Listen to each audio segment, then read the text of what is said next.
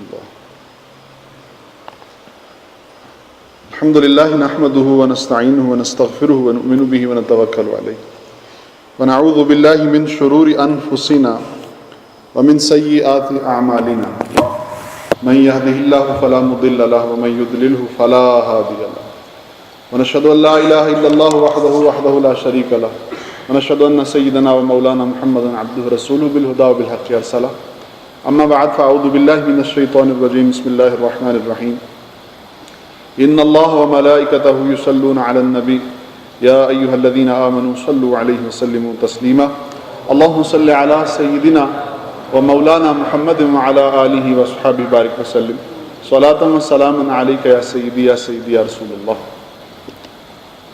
All of you are requested, please come in front of me. Leave that place. Come here. Come this side. In the middle of the masjid. Leave the wall. Ryan, come this side. This is third of the series of the lectures which I promised, and then in first lecture in this series the topic was Deobandis, then the second lecture was about Wahhabis, and the third lecture is about Shias.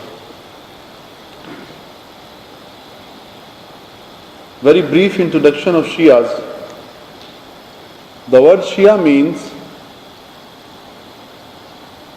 a person who is very loyal to someone, a person who is die-hard follower of someone, and he follows someone and admires someone to the extent that he can die for him. So Shias are very small in number. In only few countries from the Muslim world they are found. Most of them are in recent Iran, and then a very considerable number is also in Iraq, and some of them in Lebanon, and then in Bahrain. And as I have told you in my previous lectures, that all over the world, big majority of the Muslim Ummah follows Sunni way of Islam, and they are Sunnis, Ahl Sunnat wal Jamaat. Shias, they are one of those misguided sects or group which firmly believe in concealing and hiding their Aqaid. Wahhabis and Deobandis, what they are, they show this thing. They make announcement. They don't hide anything. But Shias are those people, they hide what they are in reality and they show what they are not.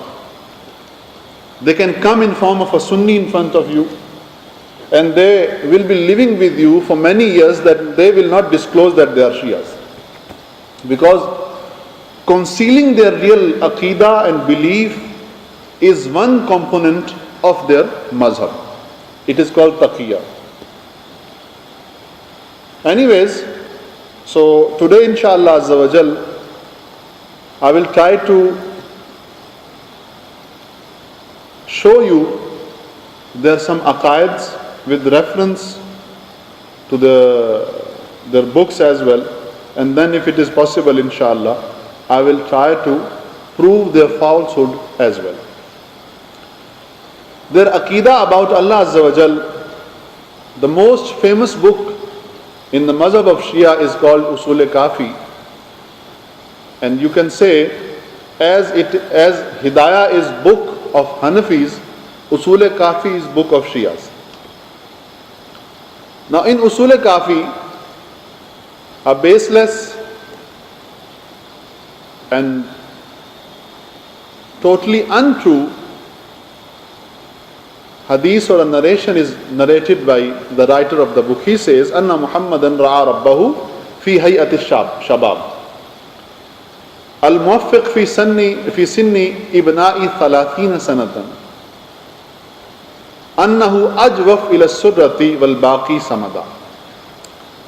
Now he says that Ma'ad Allah Azza wa Jal, the Prophet Muhammad sallallahu ta'ala alayhi wa sallam, saw his Allah, his Rabb, his Lord, in form of a very young man, a very young youth. And that time, that youth was not more than 30 years.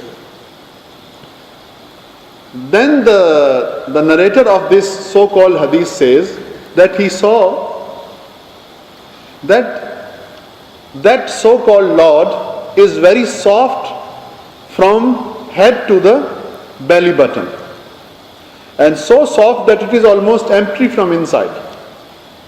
And then that Lord is very solid from the bottom. Ma'ad Allah Azza wa Jal.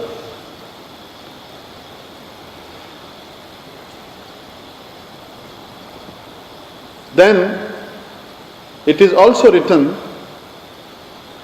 in the book Tazkiratul A'imma li Mulla Baqir Majlisi. He says, Khuda Jibreel ra ba Ali ibn Abi Talib farstad. O galat karda ba Muhammad rafta. Az aanke Muhammad ba Ali manun bud. Misl ghurab ke ba ghurab shibh ast. He says actually prophethood or the nabuwwat or risalat was for Hazrat Ali radiyallahu ta'ala anhu. So Allah Almighty sent Jibreel Amin to the earth, go and give nubuwwat or risalat to Hazrat Ali radiyallahu ta'ala anhu. But when he came, so he couldn't find Muhammad sallallahu alaihi wasallam. So on the way, he saw Hazrat Ali radiyallahu ta'ala anhu, and then he gave khilafat to Hazrat Ali radiyallahu ta'ala anhu. What was the reason? The reason is that Hazrat Ali radiyallahu ta'ala anhu was very similar to Rasulullah sallallahu alaihi wasallam. And now he says this resemblance was like resemblance of one crow with another crow.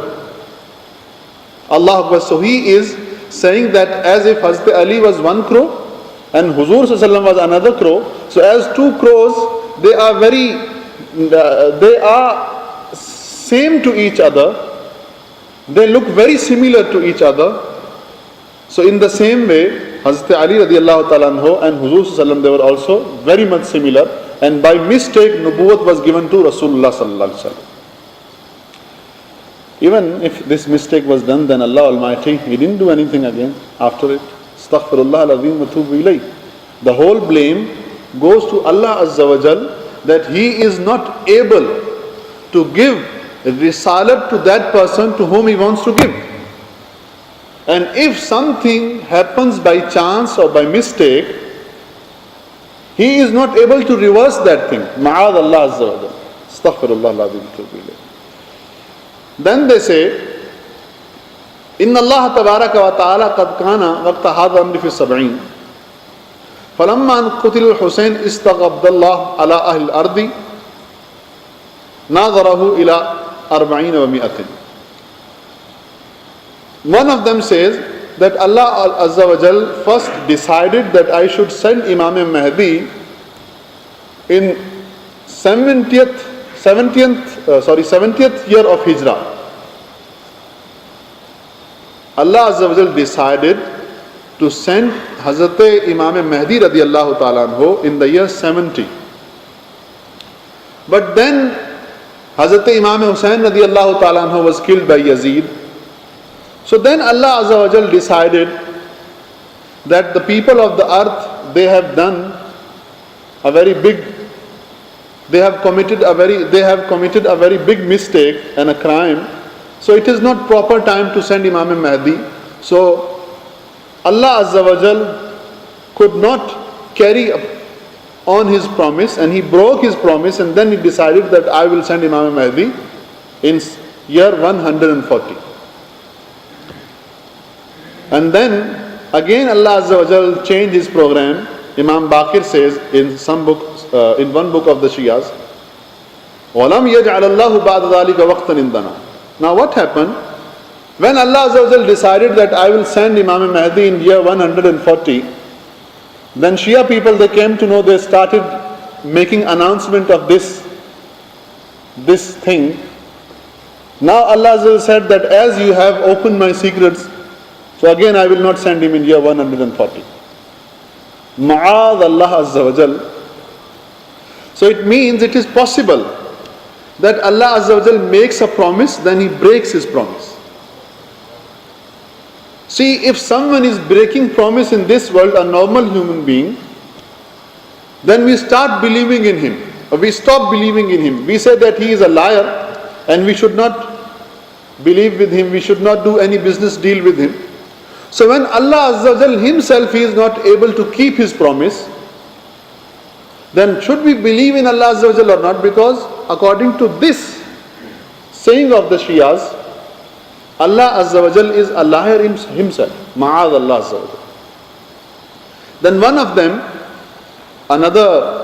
there are many firqas or the groups among the Shias. One group of the Shia says that Hazrat Ali radiallahu ta'ala anhu is God. They say ke aha ke ura khuda danistim ura mufawwada mi goin. That group of the Shias which say that Hazrat Ali radiallahu ta'ala anhu is God, they are called mufawwada. And then they say that Allah Azza wa Jal has given every kind of power to Hazrat Ali radiallahu ta'ala anhu, and all the things and matters are now in the hands of Hazrat Ali, and even if Allah Azza wa Jal wants to interfere something now, He can't do anything because all the powers has been transferred to Hazrat Ali radiallahu ta'ala anhu. Ma'ad Allah Azza wa Jal. Then these Shias, the base of their religion is actually on hostility towards the Sahaba. Their whole religion consists of some baseless and stupid things, and one of them is called tabarra. Tabarra means to abuse, to swear. So it means that swearing others is one very vital and important component and part of the Shia Mazhab. Now they say, now what is their Aqeedah about the Shia? They say, tamam ashab bidun 3-4 आदमियों के सब मुर्तद हो गए थे. Meaning after the demise of Rasulullah sallallahu alaihi wasallam, all the Sahabas, they turned kafir again, other than 3 or 4 Sahabas. Now they are enemy of Hazrat Abu Bakr Siddiq radiyallahu ta'ala anhu, and they openly abuse Hazrat Abu Bakr Siddiq, Hazrat Umar Farooq and Usman Ghani. Now they say, one of them, Mullah Muhammad Taqi, he writes in his book that basanad mu'tabar manqul ast कि हजरत इमाम जाफर सादिक रदियल्लाहु ताला अन्हो अज जाए नमाज खुद बर नमी खास्तन ता चहार मलऊन व चहार मलऊना रा लानत नमी करदन पस बायत बाद हर नमाज बगोयद अल्लाहुम्मा अलइन अबा बकर व उमर व उस्मान व मुआविया व आयशा व हफ्सा व हिंदा व उम्मुल हकम. The translation of this Persian text from the Shia books is that it is narrated by the authentic narrators that Hazrat Imam Jafar Sadiq, he did not used to stand up from place of his salah until he would curse upon the 4 cursed men and 4 cursed women. Now who are the 4 cursed men according to Shias? They say they are Siddiq, Umar and Usman and Muawiyah. And what are the wordings which they use for cursing Hazrat Abu Bakr Siddiq and these 4 Sahabas of Rasulullah? They say, Allahumma al'in Abu Bakr. Oh Allah, send your curse and lanat upon Abu Bakr, ma'adallah, and then upon Umar, and then upon Usman, and then upon Hazrat Muawiyah, ma'adallah azza wa jal. And then in the same way, they send their lanats, ma'adallah, and curses upon Hazrat Aisha, Ummul Mumineen, Hazrat Aisha, and Ummul Mumineen Hazrat Hafsa radiallahu ta'ala. Then some of them say that anyone who abuses and curses the Sahaba, he will be given highest status in Jannah. Ma'adallah. And one of them writes, Ma'adallah, about the Sufi saints, and especially Abdul Qadir Jilani, who's Ghaus Pak. One of them writes, Sheikh Abdul Qadir Jilani बुत परस्त और यहूदियों का चौधरी था. Astaghfirullah al-Azim wa atubu ilayh. That Huzur Ghaus Pak Abdul Qadir Jilani radiyallahu ta'ala anhu, he was an idol worshipper and he was chief of the Jews. Then some of them also said that he wasn't a Sayyid. Then they say that anyone who denies what? Anyone who denies that Imam Bukhari was not enemy of Allah Azza wa Jal and Rasulullah Sallallahu Alaihi Wasallam, he is kafir. If you deny, if you say that Imam Bukhari is friend of Allah Azza wa Jal and friend of Rasulullah Sallallahu Alaihi Wasallam, so according to the Shias you are kafir. And who is Imam Bukhari? Imam Bukhari is the person who collected ahadith of Rasulullah Sallallahu Alaihi Wasallam, and he is one and only scholar of hadith which memorized and then collected the ahadith of Rasulullah in the most authentic way. So because he was Sunni, so that's why they say that anyone who says that he is true Muslim or the lover of Allah Azza wa Jalla is kafir. Then one of them writes that when that the Khilafat which was granted to Hazrat Umar radiallahu ta'ala anhu, it was granted to him when he was in toilet. Then one of them, blaming Hazrat Umar Farooq radiallahu ta'ala anhu, Hazrat Umar Farooq is that personality about which Rasulullah said, "O Umar, the street you walk in, shaitan cannot come in that street. Shaitan is so fast, shaitan runs away from you." Now about that Umar they say that Hazrat Umar radiallahu ta'ala anhu could not quit drinking alcohol till his death. Astaghfirullah al-Azim wa atubu ilayh. Then another shaitan says, Hazrat Umar radiallahu ta'ala anhu, he used to relieve himself while he used to relieve himself while he was standing. One of them says that Umar radiallahu ta'ala anhu never cared about the ghusl. He used to read salah even if he was in the halat of jump and ghusl was farz upon him. We cannot think these things about a common Muslim, a mu'min, a Muslim who has some aql. We cannot think these things about a common Muslim. So how can we think and have aqidah about Hazrat Umar radiallahu ta'ala anhu that he used to urinate while he was standing, and he used to read salah without performing the ghusl. He used to perform salah while he was in halat of junub.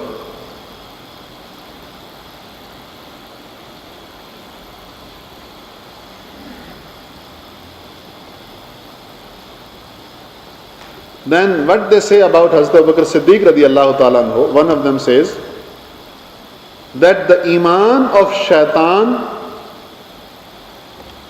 they say iman of Abu Bakr Siddiq radiallahu ta'ala anhu is equal to the iman of shaitan. Mu'adh Allah Azza wa Jal. Then some of them they say that this Quran which you are reading is not real.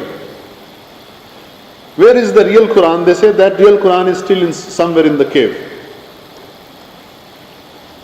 Okay, now they say the real Quran, there is even not a single word from the real Quran in this Quran which we are reading today.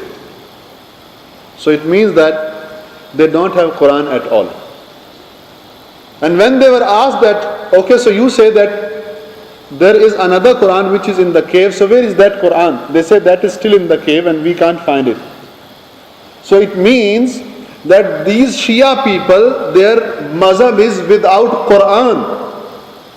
Because they say this Quran which we are reading nowadays, there is no single word in it from the real Quran. So this Quran is totally wrong. And as for the real Quran is concerned, so that real Quran is in the cave, and we don't have that Quran as well. So it means that Christian people, they are better than them, because at least they have something which they say is speech of Allah, speech of God. Jews are better than them, at least they have something, although that is manipulated and corrupt. But they say that this is word of Allah.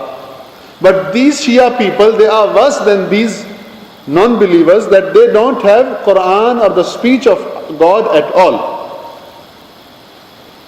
And then they have given 3 signs of the Quran, their Quran as well. They say that the real Quran was 3 times bigger than this Quran. So it means if we have 30 paras, so their Quran consists 90 paras. Okay. And they say that actually that Quran was revealed to Hazrat Fatima az-Zahra radiyallahu ta'ala anha, and Hazrat Ali radiyallahu ta'ala used to write that Quran by his own hands. And the second sign of that Quran is that Quran was 70 meter long, and its width was equal to the thigh of a camel. And the third sign of that Quran is that it has 70,000 verses. Ma'ad Allah Azza wa Jal. Allah Azza wa Jal promised in Quran, Inna nahnu nazzalna dhikra wa inna lahu lahafidhun. Indeed, we have revealed this Quran and we will be protecting this Quran. So according to them, that Allah Azza wa Jal is not able to protect his Quran. And now Allah Azza wa Jal made the promise of protecting the Quran, but unfortunately he was not able to protect Quran. So Allah Azza wa Jal is not able to do what he wants to do. Ma'ad Allah Azza wa Jal. Now then, some very funny masalas. I hope you will not laugh loudly in the masjid. Now one of them says that agar Shia, now see, these bayanats are actually 18 plus. Just for sake of information. But I know even those boys who are underage, they are more interested in this bayan than the people who are more than 80. See those who are sleeping, now they are getting up. Anyways, they say, if a Shia person is in Salah, and now his mazi and wadi starts flowing from his private parts and reaches the ankle, still it will not break the wuzu, nor it will break the Salah. Why? Because this mazi is like our spit. Spit thuk ko kehte hain. Sorry? Saliva, yeah. This mazi is like the saliva. And then one of them says, if someone is not able to find water, then it is allowed for him to do istinja with saliva. Allahu Akbar. Anyways, it is possible for a man, but I am not able to understand how a woman will do istinja with her saliva. Then the most funny masala, it is written in Furu'e Kafi.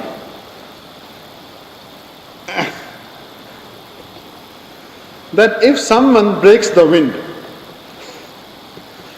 so there are two conditions. If these two conditions are found, then wuzu will break.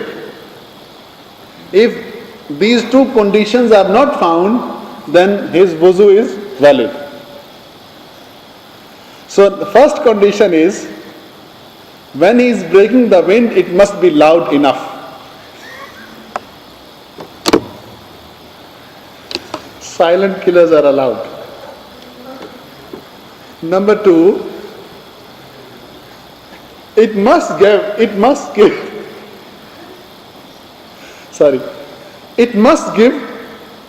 bad smell.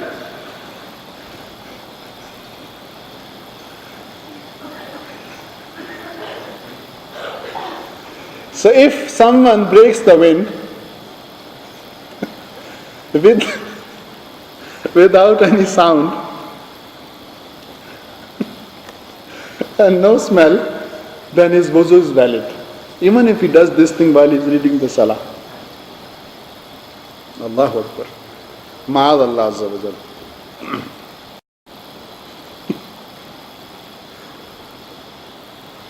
I think they need big guns to break the wuzu. Now another book is Tib Saf, part 1. If someone is playing in his salah with what? You can guess. If someone is playing in his salah with his own private parts, he doesn't have time outside of the salah to play with that thing. If someone is playing with his private parts while he is reading the salah, so this playing or the match will not break the salah. It is allowed. Anyways, they don't have time. Only in salah they come and they do these kind of things. Zakhiratul Ma'ad, book name, Zakhiratul Ma'ad. It is written, if someone finds, Shia say, if someone finds a piece of roti polluted with human excrement, so out of fear of Allah Azza wa Jalla, he is very muttaqi, so first he washes that roti, then he eats that roti. So as he have cleaned and as he have made this roti free from the pollution and the dirt, Allah Azza wa Jal will make him free from the Jahannam. I think we must put the dining table in the toilets. With every meal and every morsel, they will be made free from the fire of Jahannam. And there must be someone who first pollutes that piece of roti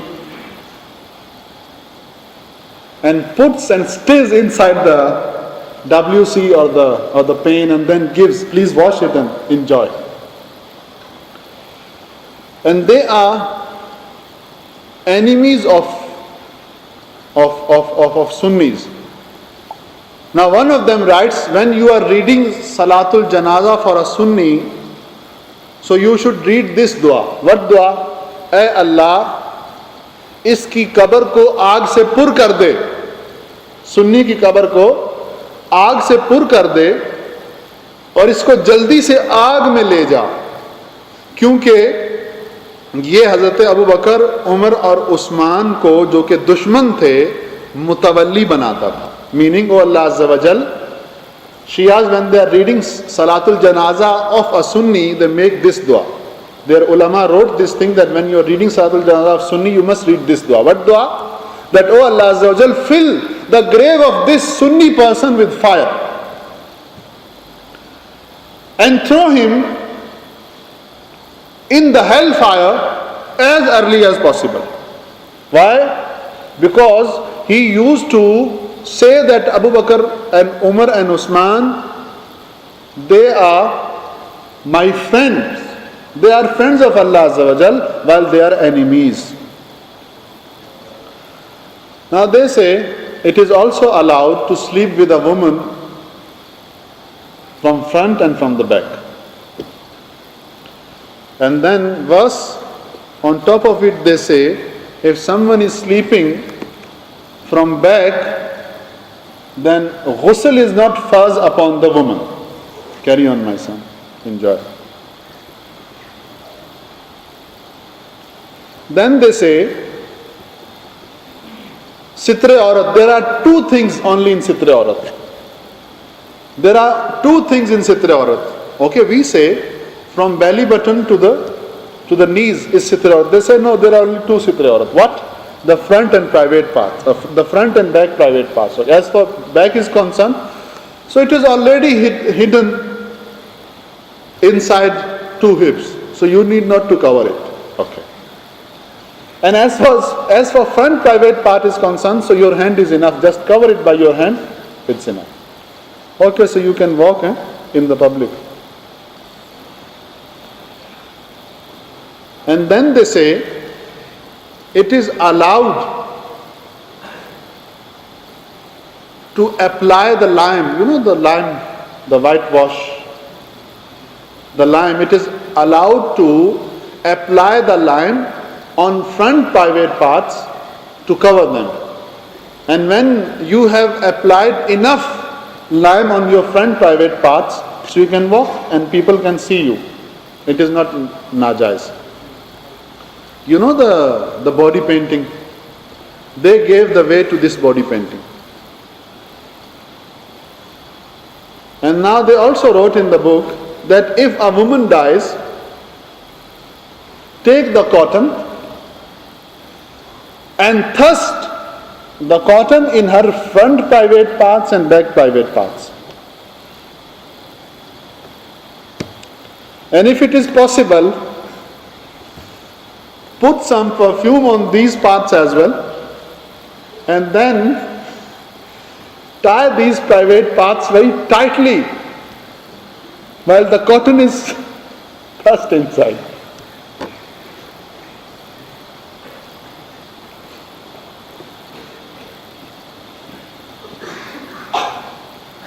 Then they have also written in their books that it is allowed to kiss the private parts of a woman.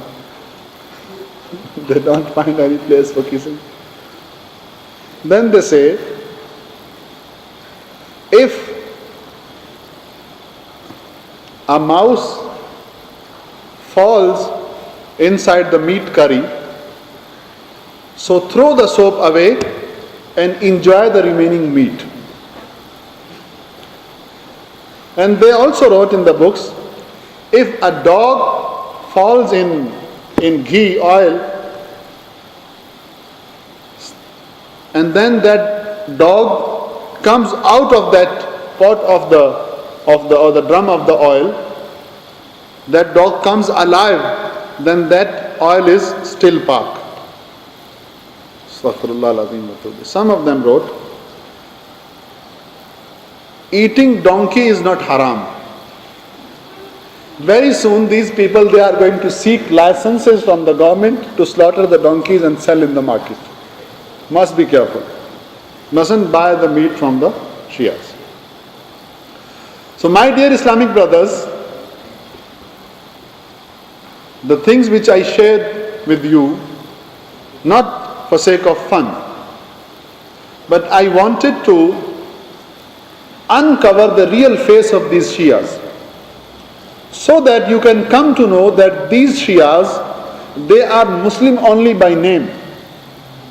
But when you read their Aqaid and when you read their books, you will find many things. If non-believers, kafir people, they come to know about these things, they will make fun of Islam. Allahu Akbar. So it means that we should always avoid the Shias, and we should always seek refuge in the rahmat and mercy of Allah Azza wa Jal from sitting, walking, eating and drinking with these kind of bad people, because they are kafirs and their aqaids are totally against the aqaids of Islam. May Allah Azza wa Jal keep us on the true Sunni path, and may Allah Azza wa Jal keep the iman in our children till the day of judgment. Ameen, ameen, bijahi Nabil Ameen, sallallahu ta'ala. Sallu ala al-Habib.